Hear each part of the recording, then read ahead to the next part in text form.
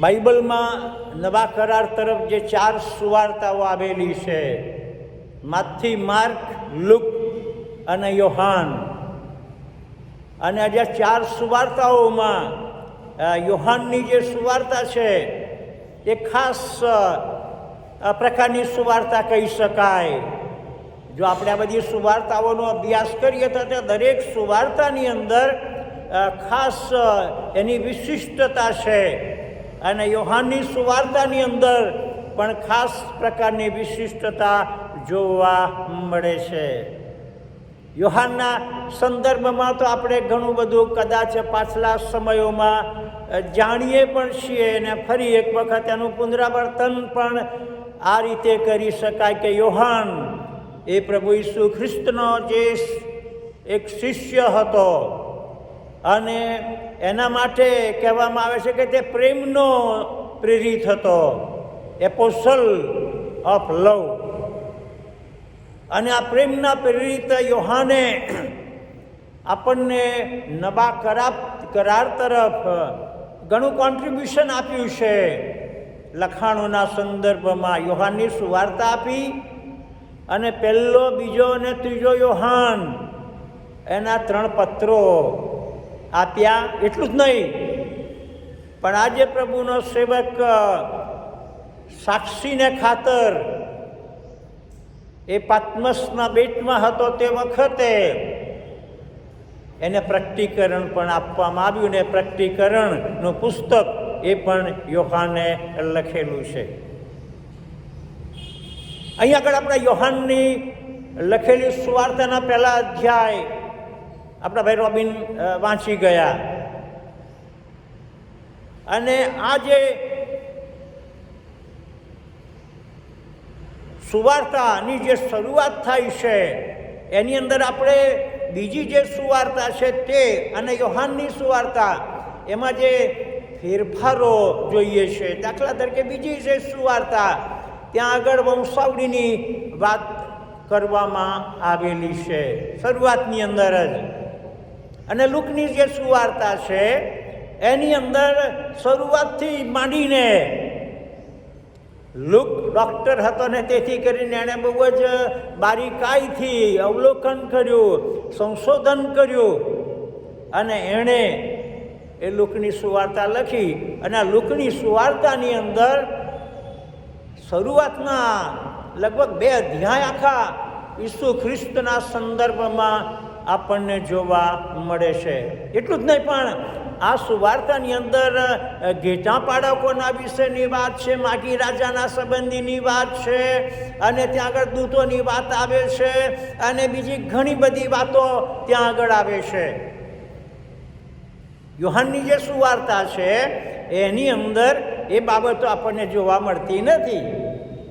એનું કારણ કદાચ એ રીતે હોઈ શકે કે યોહાન એણે આ જે સુવાર્તા લખી છે એમાં એનું જે ઓડિયન્સ હતું તે તો યહૂદી લોકો હતા, અને યહૂદી લોકોના સંદર્ભમાં એમને લક્ષ્યમાં રાખીને આ સુવાર્તા લખવામાં આવેલી છે.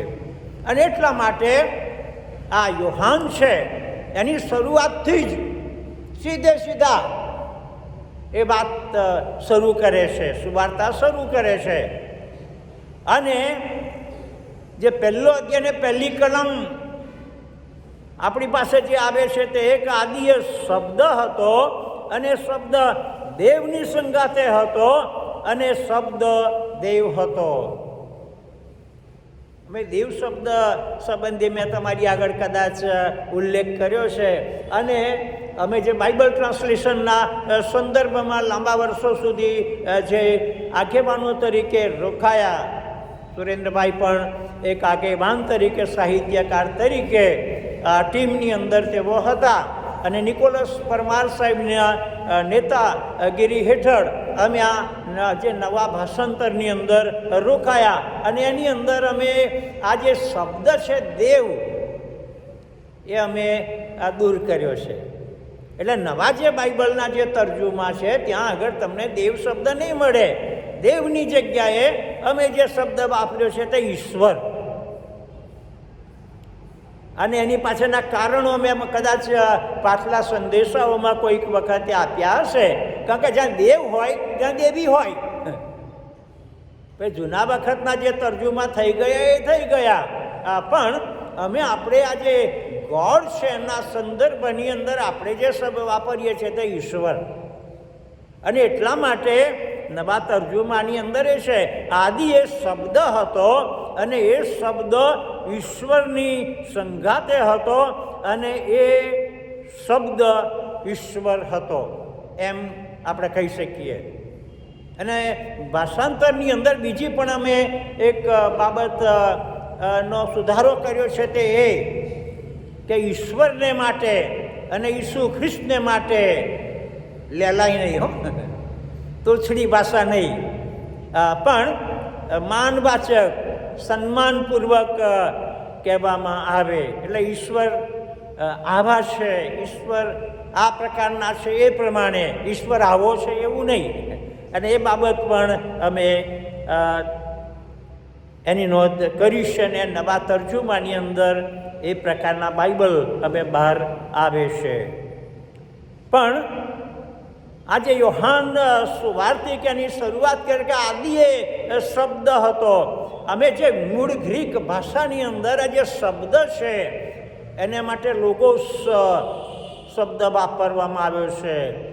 અને મેં તમને કહ્યું કે આનું જે ઓડિયન્સ હતું તે તો યહૂદી ઓડિયન્સ, યહૂદી લોકોને એ સ્પર્શ કરવા માંગતો હતો અને તેથી કરીને આ લોગોસ અને એવા બીજા ઘણા બધા શબ્દો યોહાન એની સુવાર્તાની અંદર વાપરે છે. બહુ અતિ અગત્યની બાબત કદાચ મેં પાછલા સમયોની અંદર કોઈક વખતે જણાવી હશે તે એ કે આ બાઇબલ જ એવું એક પુસ્તક છે કે જ્યાં આગળ ઈશ્વર પોતાની ઇન્ટ્રોડક્શન, પોતાની ઓળખ આપતા એની શરૂઆત કરે છે. ઉત્પત્તિનું પુસ્તક એનો પહેલો અધ્યાય અને પહેલી કલમ, આદિએ ઈશ્વરે આકાશ અને પૃથ્વી ઉત્પન્ન કર્યા. અંગ્રેજી જે કલમ તે in the beginning God created heaven and earth. In the beginning God, શરૂઆતની અંદર જ ઈશ્વર. અને એ જ રીતે યોહાનની સુવાર્તાની જે શરૂઆત થાય છે એ જ રીતે in the beginning there was word, that is logos, એ ત્યાં હતો. એનો અર્થ એ પ્રમાણે કે જે ઈસુ ખ્રિસ્ત હતા તે ઉત્પત્તિની જે શરૂઆત કરવામાં આવી ત્યાં આગળ તેઓ હાજર હતા. બલકે ઉત્પત્તિનો જે પુસ્તક છે ત્યાં આગળ ઈશ્વર હતા, ઈસુ ખ્રિસ્ત ત્યાં આગળ હતા અને પવિત્ર આત્મા પણ ત્યાં હતા. એ પાણી ઉપર ઈશ્વરનો આત્મા તે હાલતો હતો. ઉત્પત્તિનું પુસ્તક તેના પહેલા અધ્યાયની અંદર આ ત્રણ વ્યક્તિઓ, 3 in 1, God the father, God the sun and God the Holi spirit, આ ત્રણ વ્યક્તિઓ અને છતાં એક જ ઈશ્વર. બીજા લોકો સમજી નથી શકતા હો કે આ લોકો કેમનું આ કેવી રીતે માને છે, એ સમજી શકાય એવું નથી. ઘણા બધા ઇવન આપણા જે ક્રિશ્ચિયન્સ કોમ્યુનિટીની અંદર, આપણા મંડળીની અંદર પણ ઘણી બધી વખતે આપણને આ બધી બાબતો, જેને થિયોલોજી કહી શકાય, ઈશ્વર વિદ્યાની વાત છે, એ સમજવામાં થોડી તકલીફ તો લાગે છે.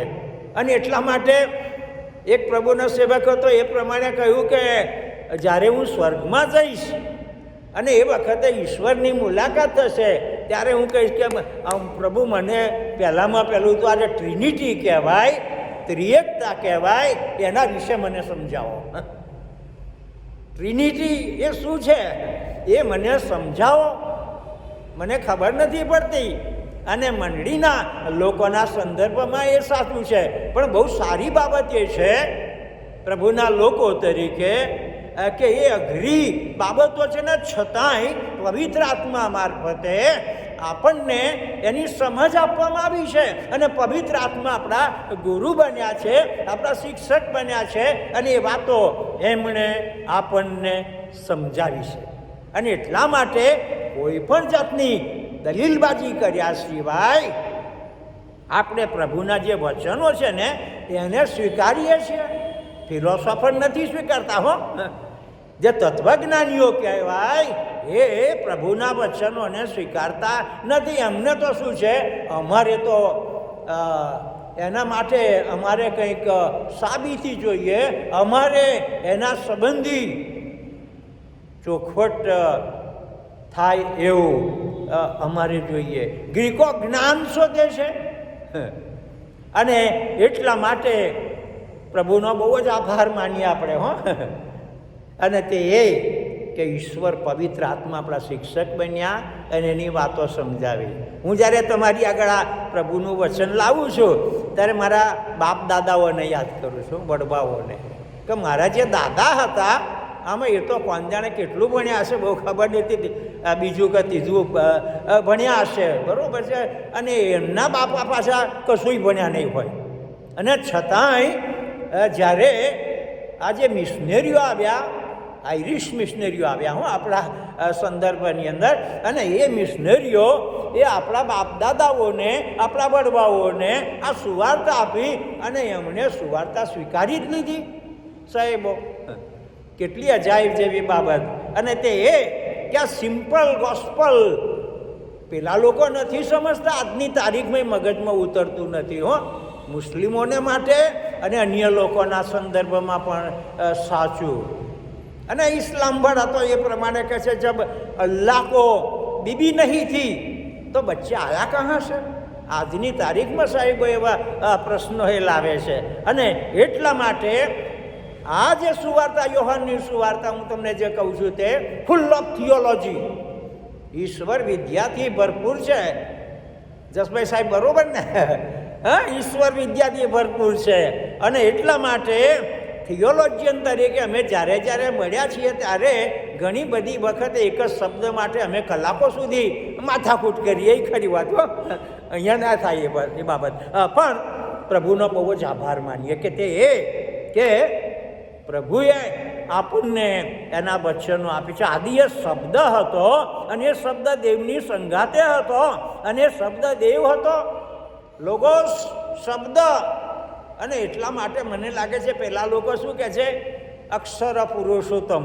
મને ખબર નથી એના નાની સાથે કેમનું મેળ બેસે નહીં, પણ અક્ષર વાપરવા છે. અને પુરુષોત્તમ, તો પુરુષોત્તમ તો ઈસુ ખ્રિસ્ત, કે જે શબ્દ સદૈવ થઈને આવ્યા. અને માણસોની અંદર સૌથી ઉત્તમ જો કોઈ હોય તો તે પ્રભુ ઈસુ ખ્રિસ્ત.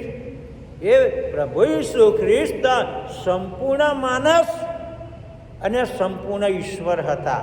અમે આ બાબતો પણ ઘણા બધા લોકોને અઘરી લાગે છે. હા, અને એટલા માટે કેટલાક એવા દુર્મતો પણ તે આપણી આજુબાજુ ચાલે છે. એ ગુજરાતની અંદર પણ એવા દુર્મતો તો ફેલાય છે. ઓનલી જીસસવાળા છે અને પાછા યહોવાના સાક્ષીવાળા છે. યહોવાના સાક્ષી પાછા ઈસુ ખ્રિસ્તના સંદર્ભમાં નીચે એ કરે. અને જે ઓનલી જીસસવાળા તે પ્રમાણે પવિત્ર આત્મા વાળા પાછા એની અંદર એ પ્રમાણે કે ભાઈ પવિત્ર આત્મા છે, બીજું કંઈ નહીં, વોટ એવર. પણ આપણે જે પ્રભુના લોકો તરીકે આપણે જે અભ્યાસ કરીએ છીએ ને આપણે જે સ્વીકારીએ છીએ તે જેને શું કહેવાય, સાઉન્ડ ટીચિંગ, સમતુલાવાળું જે શિક્ષણ છે તે આપણે મેળવીએ છીએ. અને એ યોહાનની લખેલી સુવાર્તાની શરૂઆતની અંદર તે આવે છે. એ શબ્દ હતો અને શબ્દ દેવ ઈશ્વરની સાથે હતો અને એ શબ્દ પોતે જ ઈશ્વર હતા. હવે આની અંદર બધું જ આવી જાય છે. આમ તો આટલું એક કલમ છે, એને જો આપણે વિચારીએ તો એની અંદર એ બધું જ આવી જાય છે. પણ આ શબ્દના સંબંધી બીજી પણ એક બાબત યોહાન જણાવે છે. અને તે એ કે ઈશ્વરે સગળું ઉત્પન્ન કર્યું છે અને જે કંઈ થયું છે તે તેના વિના ઉત્પન્ન થયું નથી. ધેટ મીન્સ ક્રિએશન વખતે, ઉત્પત્તિ વખતે ઈસુ ખ્રિસ્ત ત્યાં હાજર હતા અને એમનું ત્યાં સેન્ક્શન હતું, એમનું ત્યાં આગળ અધિકાર હતો, ઈશ્વરની સાથેનો અધિકાર. બલકે મેં જેમ કહ્યું તે પ્રમાણે ટ્રિનિટી, ત્રિએકતાના ઈશ્વર એમણે આ ઉત્પન્ન કર્યું. અને પછી જે ચોથી કલમ આવે છે તે તો આપણા જીવનને માટે બહુ જરૂરી, બહુ અગત્યની બાબત છે કે તેનામાં જીવન હતું અને તે જીવન માણસોનું અજવાળું હતું. આ દિવસોની અંદર લોકો જીવન પામવાને માટે, અનંતકાળનું જીવન પામવાને માટે મહાપ્રયત્નો કરે છે. કેટલાક એક પગે ચાલતા ચાલતા કંઈથી કંઈ જાય અને કેટલીક વખતે તમે આ બાજુના ડાકોરના વિસ્તારોની અંદર કે બીજા કોઈ વિસ્તારોમાં, અંબાજી બાજુ તો ત્યાં આગળ તમને જે આપણા દેશના જે શોધકો, હું એમને કહું, શોધકો, અને એ ઈશ્વરને શોધવાને માટે, ઈશ્વરની પ્રાપ્તિને માટે મહાપ્રયત્નો કરે છે. પણ એ જીવન તો ઉપરથી આવી જ ગયું છે. એ જીવન તો ઉપરથી આપવામાં આવ્યું છે, એ તો ગિફ્ટ આપવામાં આવી છે. નાતાલના પર્વની અંદર જો કોઈ મોટામાં મોટી ભેટ, કૃપા જો કહેવાય તો ઈસુ ખ્રિસ્તની ભેટ ઈશ્વરે આપણને આપેલી છે. અને એમનામાં જીવન હતું અને એ જીવન માણસોનું અજવાળું હતું. એ જીવન આવ્યું ત્યારે એના મારફતે માણસોને ખબર પડી ગઈ, અજવાળાના વિશેની ખબર પડી. આપણા જે વડવાઓ કહેવાય એ લોકોની પાસે એ જીવન નહોતું, પણ એ જ્યારે મિશનરીઓ આવ્યા, સુવાર્તા આવી અને એના કારણે એમણે બહુ સાદગી રીતે પ્રભુનો સ્વીકાર કર્યો અને જીવન પામ્યા અને અજવાળું પ્રાપ્ત થયું. અને એ આપણા બાપ દાદાઓ પછી ગામની અંદર જઈને સુવાર્તા આપી. મેં સાંભળેલું, અહીંયા આગળ રતનચંદ્ર વડીલ અહીં બાજુની અંદર રહેતા હતા અને તો આપણા પારક સાહેબના પપ્પાજી હતા, વડીલ એમના. અને એ જુદી જુદી જગ્યાઓની અંદર સંદેશો આપતા હતા. આ સંદેશો એમણે અમારા ગામોની અંદર રામોલ, ડેમોલ, નવાગામ બધી જગ્યાએ ફરીને એમણે આ પ્રભુના વચનો આપેલા. એ જીવન હતું અને તે જીવન માણસોનું અજવાળું હતું અને એ અજવાળું અંધારામાં પ્રકાશે. તમસોમાં જ્યોતિર્ગમ. આપણા સંતોને ભારતના, પ્રભુ તમે તો જ્યોતિ સમાન છો અને અમે તો અંધારાની અંદર આંટા ફેરા કરીએ છીએ, પ્રભુ અમારી મુલાકાત આપો. ઊંડા અંધારેથી પ્રભુ પરમ તે જે તું લઈ જા, આપણા કવિઓ આવું ગાય છે. અને એ બાબતો ક્રિસમસના દિવસોમાં આજથી 2000 વર્ષો પહેલાં ઈશ્વરે મોકલી આપી. અને તે તો અંધારાવાળા જે જીવનો છે, અંધારાવાળા યુગની અંદર ઈશ્વર એક અજવાળા સમાન બનીને આવ્યા. અને એ અજવાળું જ્યારે આપણી પાસે આવ્યું અને આપણે જ્યારે એને સ્વીકાર કર્યો છે ત્યારે આપણને એક નવું જીવન પણ પ્રભુ આપે છે. એના સંબંધી યોહાન બાપ્તિસ્મી એ પહેલાં આવ્યા અને યોહાન બાપ્તિસ્મીએ પ્રભુ ઈસુ ખ્રિસ્તના સંબંધીની વાત એ પહેલાં જાહેર કરી. ઈશ્વરે મોકલેલો એક માણસ આવ્યો અને એનું નામ યોહાન હતું અને તે સાહેદોને સારું આવ્યો અને અજવાળા વિશે તે સાહેદી આપે એ માટે સર્વ તેનાથી વિશ્વાસ કરે. ઈસુ ખ્રિસ્ત આવ્યા એ પહેલાં યોહાન બાપ્તિસ્મીએ આખો માર્ગ તૈયાર કરી નાખ્યો અને ત્યાં આગળ રણિયાની અંદર એણે ઘાંટો પાડ્યો, પસ્તાવો કરો, ઈશ્વરનું રાજ્ય પાસે છે. અને પછી ઈસુ ખ્રિસ્તને જ્યારે યર્દન નદી આગળ પસાર થતા જોયા ત્યારે યોહાને એ પ્રમાણે કહ્યું કે જે દેવનું હલવાન, જે જગતનું પાપ હરણ કરે છે તે આવે છે.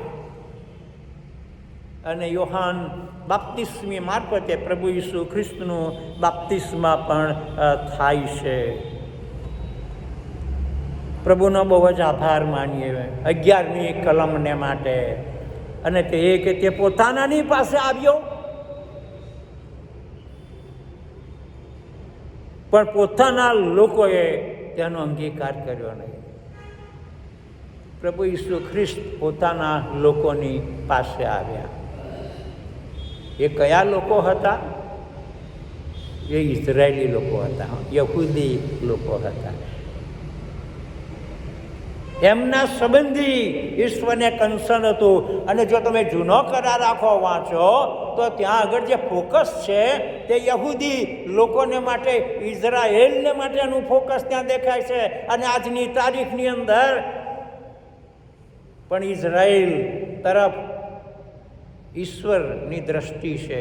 આજની તારીખની અંદર પણ વિશ્વનું જે ફોકસ છે તે પણ ઇઝરાયેલ તરફ છે. જો કે કેટલાક બનાવો એવા બની રહ્યા છે આજના પેપરની અંદર ને પાછલા સમયોમાં, એ આપણને દુઃખ તો લાગે એવા છે. આજે જ સમાચાર તો બહુ સારા નથી. આમ ઇઝરાયેલના લોકોએ ભૂલથી એ કર્યું ને ઇઝરાયેલના લોકો જ કેટલાક મૃત્યુ પામ્યા. અને એના કારણે ઇઝરાયેલમાં ખાસ દેખાવો પણ કરવામાં આવ્યા છે. એવા આવતા મેં જરાક નજર નાખી દીધી.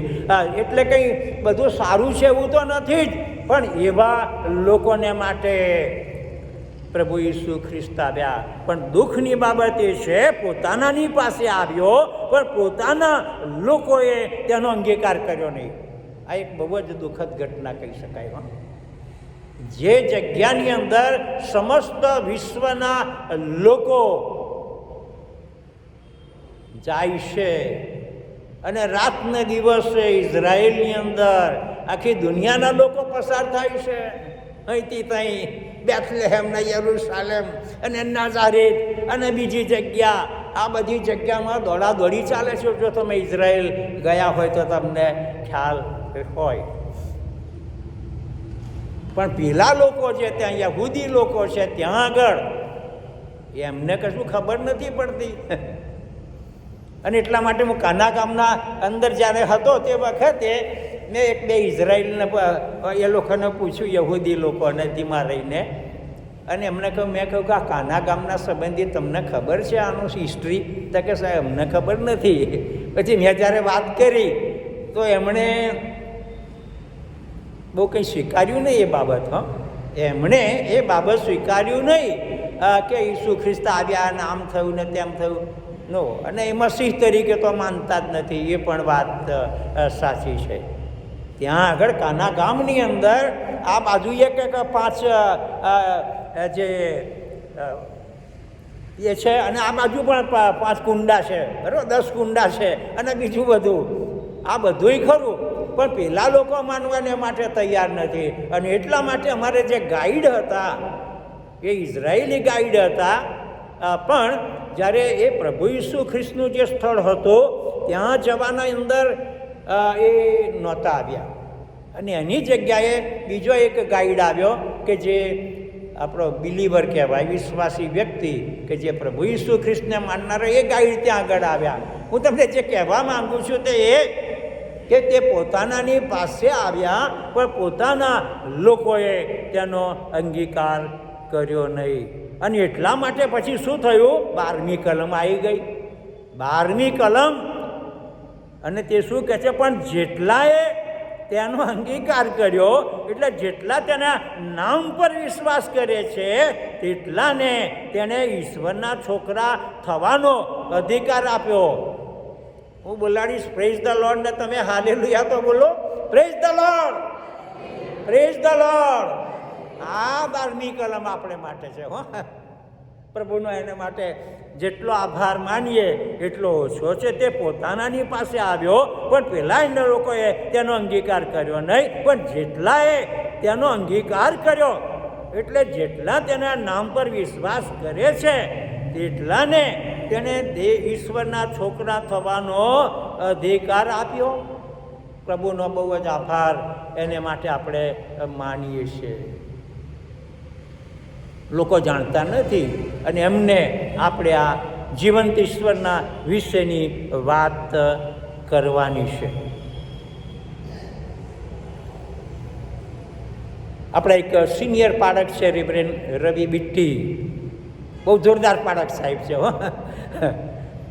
36ની છાતીવાળા પાઠક સાહેબ કહી શકાય એવા. અને એ જામનગરથી માંડીને 70 કિલોમીટર દૂર મને લઈ ગયા. ત્યાં આગળ એક સ્કૂલ હતી, એની ભૂમિખનન વિધિ મારી પાસે કરાવી. અત્યારે ત્યાં આગળ કોલેજ ચાલે છે. અને એ જામનગરથી 70 કિલોમીટર ત્યાં લઈ ગયા. અને અમારી સાથે કોરિયાની ટીમ હતી, મેડિકલ ટીમ, કે જેઓને અમે ત્યાં આગળ સારવારને માટે અમે એ ટીમને લઈ ગયા. અને ત્યાં આગળ પ્રભુના સેવકે રેવરેન્ડ રબી બીટી સાહેબે કહ્યું કે તમે પ્રભુનું વચન આપજો, પણ જરાક બધા કાબુ રાખજો. અમે કહું કેમ? તો કે છે આ RSSનું કામ છે. મેં કશો વાંધો નહીં, અહીં લાવ્યા છીએ તો ખરે ને મેડિકલ ટીમ તરીકે. અને મેં ત્યાં આગળ પ્રભુનું વચન આપ્યું. અને વચન આપ્યા પછી ઘણા બધા લોકો અમને મળવાને માટે આવ્યા. અને મને એક વ્યક્તિ આવી અને એમને મને આવીને સીધી ભેટી પડી. મારા મનમાં કે અમને ઓળખતો નથી, શું થયું? તો કે સાહેબ, અત્યાર સુધીના વર્ષોમાં મને જે પ્રેજ્યુડાઇસીસ હતી ક્રિશ્ચન કોમ્યુનિટી માટે, આજે તમે તોડી નાખી છે કે છે. આ તમે 10 મિનિટ બોલ્યા એમાં તો બધું જ ખલાસ થઈ ગયું કે છે મારું. તો હું તો ડાઉન થઈ ગયો. મેં કહું આપનું નામ શું છે? કે મારું નામ ચંદ્રકાંત પટેલ. મેં કહું મારું નામ ચંદ્રકાંત પથિક. લગભગ તો ફેર ભેગા જ છીએ આપણે. અને કે અમને પછી બીજી વાત કરી કે હું આ જિલ્લાનો VHPનો પ્રમુખ છું, વિશ્વ હિન્દુ પરિષદનો પ્રમુખ છું. એટલે પાછી મને તો વધારે પાછી એ થઈ. અને તે પછી એમણે જે બીજી વાત કરી તે એ કે તમે અમારું એક આમંત્રણ સ્વીકારશો? મેં કહું આ પાઠક સાહેબની સાથે આવશે એટલે એમનો કહો. અને પાઠક સાહેબની સાથે વાત કરી અને એમણે કહ્યું કે સાહેબ તમે કેટલા લોકો છો? અમે કહ્યું કે અમે 15 જણા છીએ. આજે બપોરે અમારા ત્યાં તમે જમશો? મેં કહ્યું કે હા ચોક્કસ જમીશું. અમે ગયા અને કાઠિયાવાડી ભોજન નહીં, આ દબાણમાં ચાલે છે એના કરતાં જોરદાર ભોજનની અંદર એક VHPના પ્રમુખ એમણે અમને જમાડ્યા. આપણા દેશના જે લોકો છે, શોધકો છે, અને એમને આપણે આ પ્રભુની વાત કરવાની છે. પોતાના લોકોએ તેનો અંગીકાર કર્યો નહીં, પણ જેટલાએ તેનો અંગીકાર કર્યો, એટલે જેટલા તેના નામ પર વિશ્વાસ કરે છે તેટલાને તેણે ઈશ્વરના છોકરા થવાનો અધિકાર આપ્યો. અને આજની તારીખમાં પણ આપણા કેટલાક ભજનીકો ગામડાના હજુ આપણા બધા લોકો પાછા સુધારો થયો છે એવું નહીં નથી અને એટલા માટે આપણા જે ગામડાના જે ભજનીકો એ પ્રમાણે ગાય છે. પાછા શું ગાય છે? તારે આંગણે ઉભેલો તારનાર તોય તેના ઓળખ્યો, તારે આંગણે ઉભેલો તારનાર તોય તેના ઓળખ્યો, અલા ના ઓળખ્યો તે ના ઓળખ્યો, ના ઓળખ્યો તે ના ઓળખ્યો, તારે આંગણે ઉભેલો તારનાર તોય તે ના ઓળખ્યો. પછી એમને પૂછું છું પાછો કોઈ ત્યાં ઓળખ્યો? આવા ગીતો ગાનારા લોકોના જીવનમાં તો હજુ કામ બાકી છે, કારણ કે ગીતો તો ગાય પણ પાછી કોઈ બીડીની સિગારેટ ચાલુ રહે, એટલે પછી ત્યાં આપણને ખ્યાલ આવે કે તકલીફો તો અહીંયા ચાલુ છે.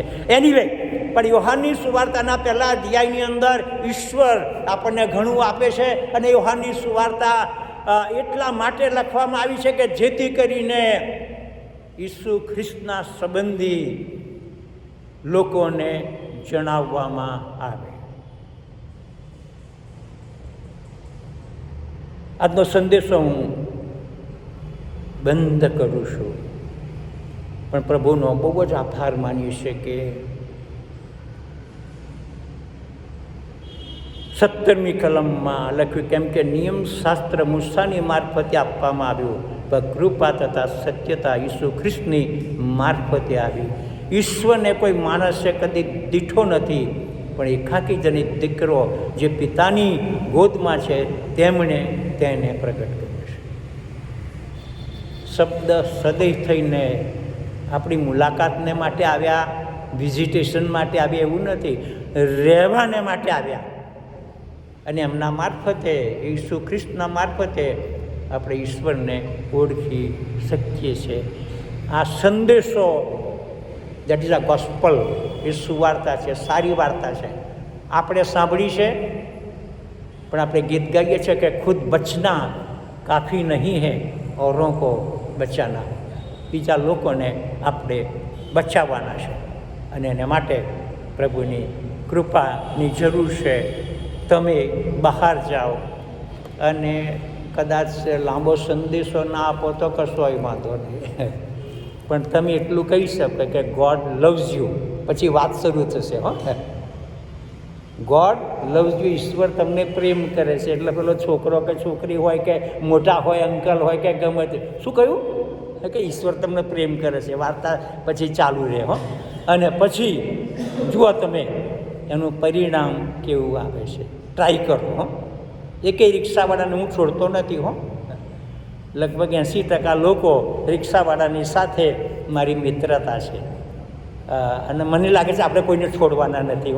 પણ પ્રભુના પ્રેમની અંદર એ લોકો આવે, એને માટે મંડળીના લોકો તરીકે, પ્રભુના લોકો તરીકે આપણે બીજા લોકોને સુવાર્તા આપવાની છે. પ્રભુના વચનને માટે